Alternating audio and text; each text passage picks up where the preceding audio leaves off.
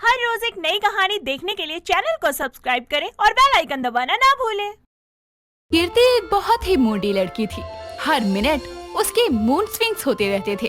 अब आप लोग सोच रहे होंगे कि इतनी जल्दी मूड स्विंग्स कैसे हो सकते हैं, तो मैं बता दूं, कीर्ति कभी पल भर में शोला तो कभी पल भर में शबनम हो जाने वाली लड़की थी। इसीलिए कीर्ति को समझ पाना शायद ही किसी के बस में था। ऐसे ही एक दिन कीर्ति अपने घर में बैठी होती है और आवाज लगाकर अपनी माँ कल्याणी को बुलाकर कहती है, माँ, मेरा आलू के पराठे खाने का बहुत मन कर रहा है, बना दो ना। तुझे शर्म नहीं आती है? इतनी बड़ी हो गई है और अभी भी अपनी माँ को ही काम करने के लिए बोल रही है। ये नहीं कि जो मन में है वो खुद ही बना ले और माँ को भी दे दे। हाँ, मैं तो आपकी कुछ लगती ही नहीं हूँ ना। यही अगर बाहर वाला कुछ भी बोल दे तो आप करने लग जाओगे, लेकिन मेरे लिए तो आपसे कुछ किया ही नहीं जा रहा ना। बेटा तू रो क्यों रही है? चुप हो जाना। मैंने तो गुस्से में बोल दिया था। तू ही तो मेरी बेटी है, मेरा सब कुछ है। अभी तू रुक, मैं अभी तेरे लिए आलू के पराठे बनाकर लेकर आती हूँ। इतना बोलकर कल्याणी कीर्ति के लिए आलू के पराठे बनाने किचन में चली जाती है और जैसे ही कल्याणी पराठे बना लेती है तो वो पराठे लेकर कीर्ति के पास आती है और उसको खिलाने लगती है। एक टुकड़ा खाने के बाद कीर्ति गुस्से में पराठों की थाली को फेंक कर कहती है, मुझे नहीं खाना कुछ भी, आप ही खाओ। पता नहीं क्या दुश्मनी है मुझसे। इतनी ऑयली पराठे खिलाकर मोटी करना चाहती हो क्या? मैं तो तुझे मना ही कर रही थी, लेकिन तू ही रोने लगी और अब जब मैं लेकर आई हूँ तो तू बहाने कर रही है ना खाने के। अच्छा, अब मेरा बोलना आपको बहाना लगने लगा। आप ही खाओ ये पराठे, मुझसे तो नहीं खाए जाएंगे। तू पागल हो गई क्या? यहाँ तो मैं तेरे लिए बनाकर भी ले आई और अब तू खा भी नहीं रही है। हाँ, आप ही खा लो ना, आपको इतना मन हो रहा है तो मेरे पीछे क्यों पड़ी हो?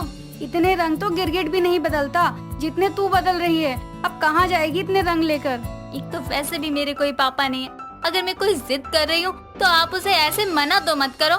आपके सिवा मेरा है ही कौन? हे भगवान, क्या टीवी सीरियल जैसी बेटी दी है तूने। कोई मिले जो पहले इसको समझाए और फिर मुझे समझा दे कि कब ये क्या बोलने वाली है। मैं जा रही हूँ अपने कमरे में, मुझे पढ़ाई भी करनी है। कीर्ति वहाँ से अपने कमरे में चली जाती है और अपना काम करने लगती है।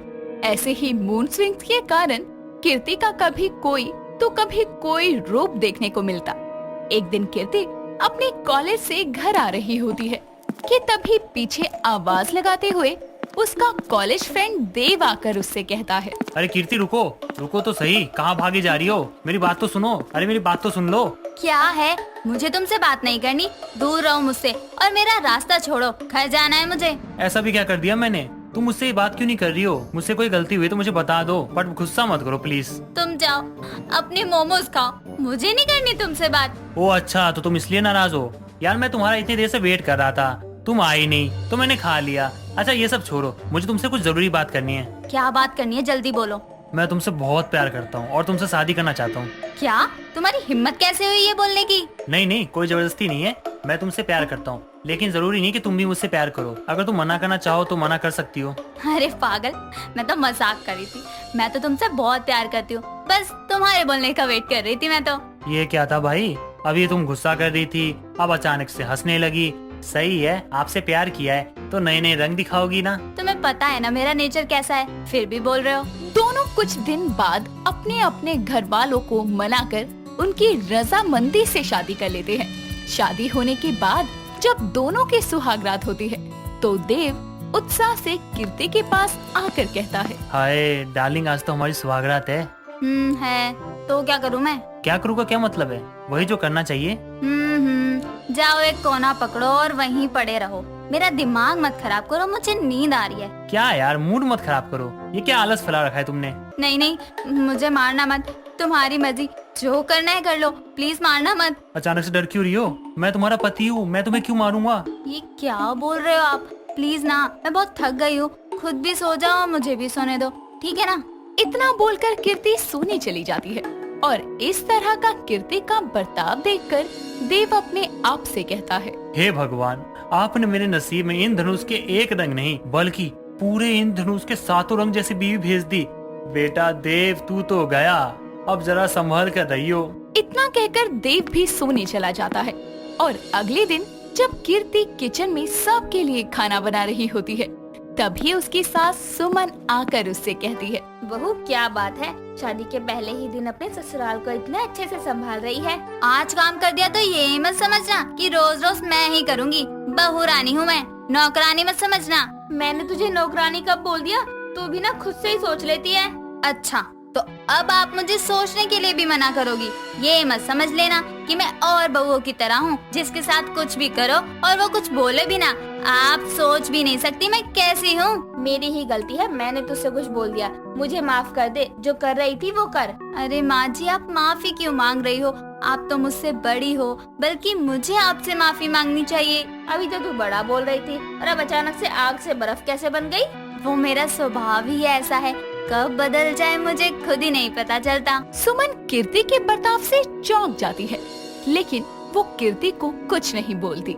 धीरे धीरे करके उसे कीर्ति के ऐसे बर्ताव देखने की आदत हो जाती है। कुछ दिनों बाद सुमन की पड़ोसन उसके घर आती है और कहती है, सुमन बहन जरा अपनी बहू से तो मिलवा, मैंने तो देखा ही नहीं, इतना समय हो गया है शादी को फिर भी। कीर्ति पड़ोसन की बात सुन लेती है और आकर बोलने लगती है, मैं क्या कोई लहंगा हूँ जो आप मुझे मुंह उठाकर देखने आ गई हो? ये तेरी बहू कैसे बात कर रही है? अरे बहू चुप हो जा, तुझसे बड़ी है ये।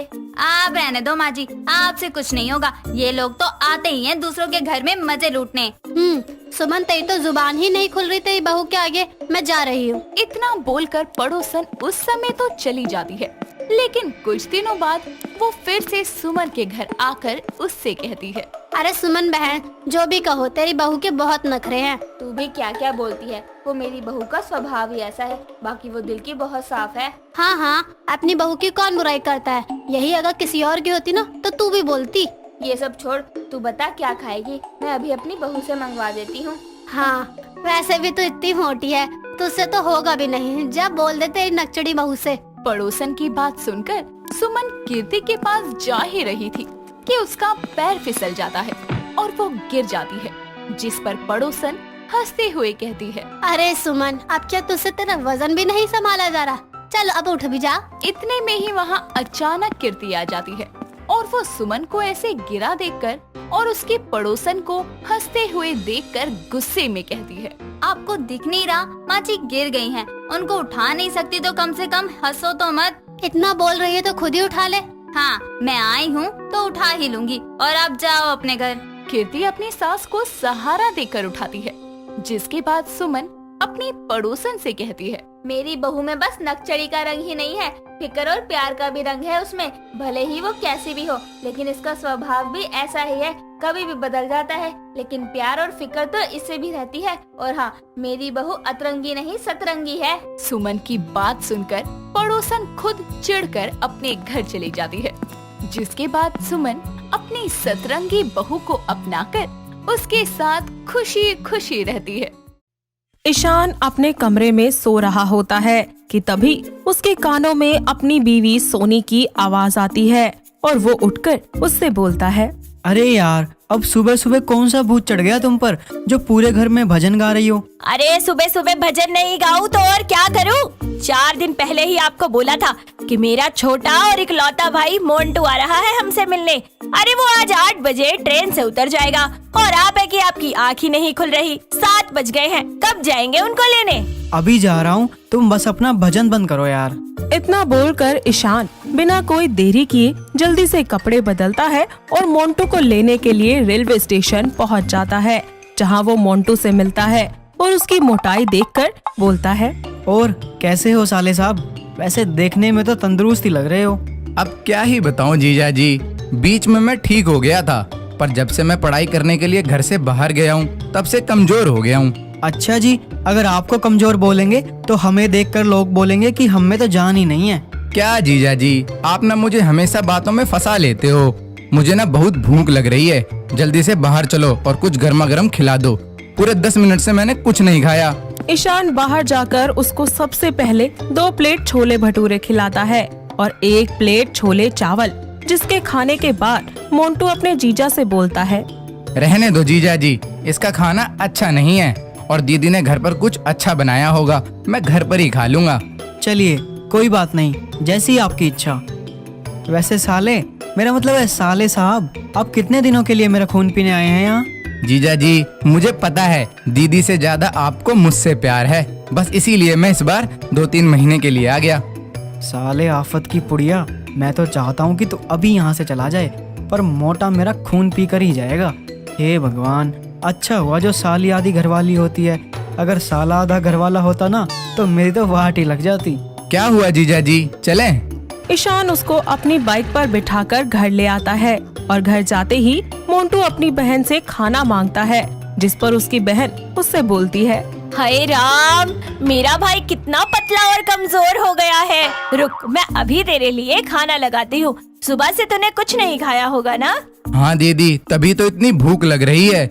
और जीजू ने भी रास्ते में बस 2 प्लेट छोले भटूरे और थोड़े से चावल खिलाए थे, उसके बाद कुछ खाने को भी नहीं पूछा। अरे ये तो एक नंबर के कंजूस है, इनको इंसान थोड़े पैसा ही दिखता है बस।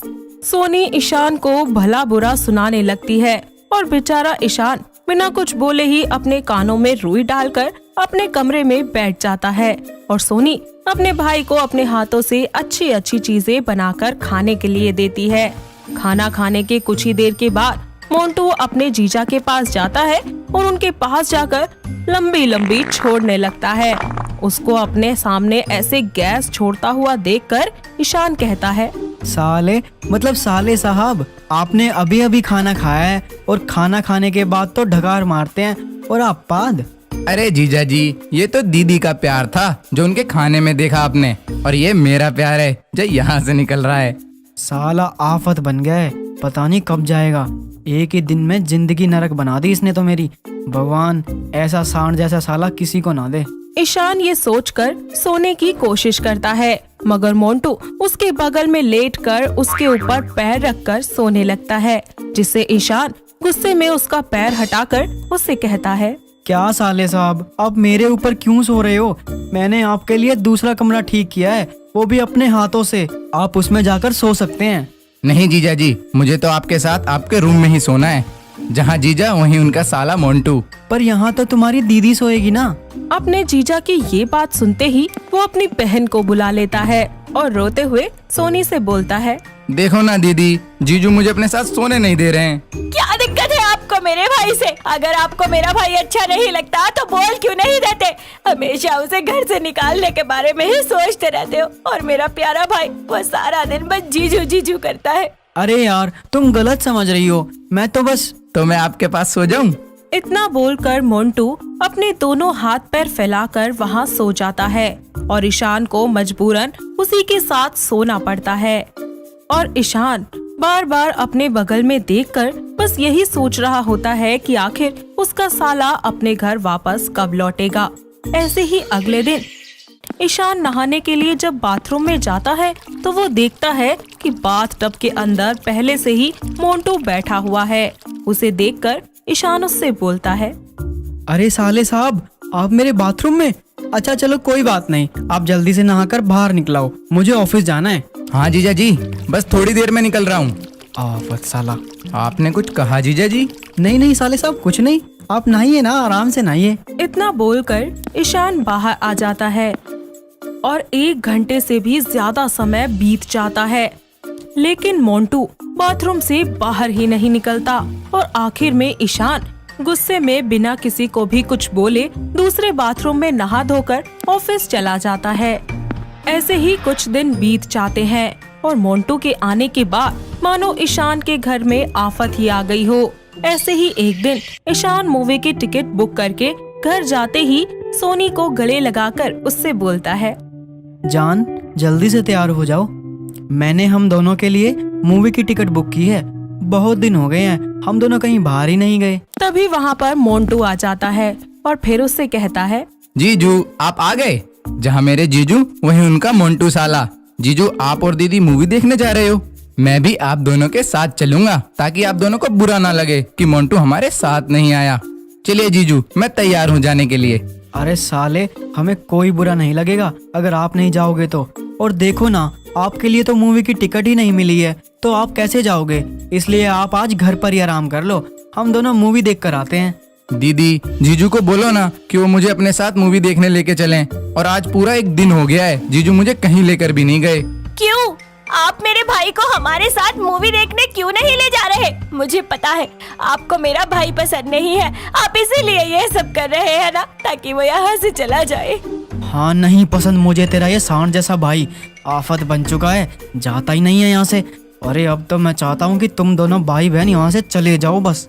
मन ही मन खुद से बात करके ईशान सोचने लगता है कि वो अपने साले से इतना ज्यादा परेशान हो चुका है, तो गुस्से में उसका बैग उठाकर वो अपने घर से बाहर फेंक देता है और उसको अपने घर से निकालकर अपनी आफत को एक बार फिर खुद से दूर कर देता है। पर तभी उसके फोन की बेल बजती है और उसका ये सपना टूट जाता है। जैसे ही अपना फोन देखता है तो उसे पता चलता है कि उसकी सास का फोन आया है।